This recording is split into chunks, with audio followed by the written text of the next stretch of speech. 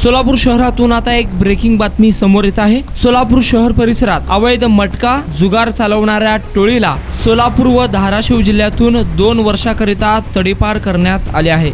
आकाश राम कामाटी वय वर्ष 26 राहणार खड्डा तालीम पोटफाडी चौक सोलापूर या टोळी प्रमुखासह अप्पू उर्फ वेंकप्पा भीमण्णा रद्दडगी वय वर्ष 30 राहणार मल्लिकार्जुननगर अक्कलकोट रोड सोलापूर राघवेंद्र बसवराज ममदापुरे वय 39 राहणार समरानगर सोलापूर सिद्धराम भीमराव बुगडे वय 48 राहणार गांधीनगर झोपडपट्टी क्रमांक 7 प्रभाकर कनकैया बोडा वय वर्ष 46 राहणार महालक्ष्मी चौक जुना विडी घरकुल सोलापूर अंबादास हनुमंत मांदवाद वय वर्ष 54 राहणार सागरनगर सोलापूर सिद्धेश्वर चंद्रशेखर टेंगळे वय वर्ष 46 राहणार भारतीय नगर शांतीनगर सोलापूर असे तडीपार करण्यात आलेल्या टोळीतील सदस्यांची नावे आहेत। एकूण 7 जणांना सोलापूर शहर जिल्हा तसेच उस्मानाबाद जिल्ह्यातून 2 वर्ष तडीपार करण्यात आले आहे। या व्यक्तींवर सन 2019, 20, 22, 2023 आणि 2024 या कालावधीमध्ये महाराष्ट्र जुगार कायद्याअंतर्गत गुन्हे दाखल आहेत। यातील टोळी प्रमुख आकाश राम कामाटी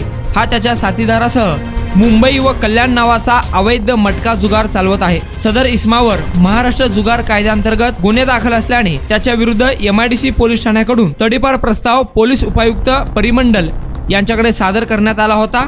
त्यानुसार पोलीस उपायुक्त परिमंडल विजय कबाडे यांनी त्यांच्याकडील आदेशान्वये आकाश राम कामाटी राहणार खड्डा तालीम याच्यासह एकूण 7 जणांना सोलापूर जिल्हा धाराशिव जिल्हा येथून 2 वर्षाकरिता तडीपार करण्यात आल्याचा आदेश काढला आहे। सोलापूर शहरात एकाच वेळी अवैध मटका जुगार चालवणाऱ्या टोळीवर तडीपारतेची कारवाई झाल्याने गुन्हेगारी वर्तुळात खळबळ उडाली आहे। लोकसभा निवडणूक तसेच नूतन पोलीस आयुक्त एम राजकुमार यांनी पदभार घेतल्यापासून अनेक गुन्हेगारांवर तडीपारतेची कारवाई केली आहे। पोलीस आयुक्त एम राजकुमार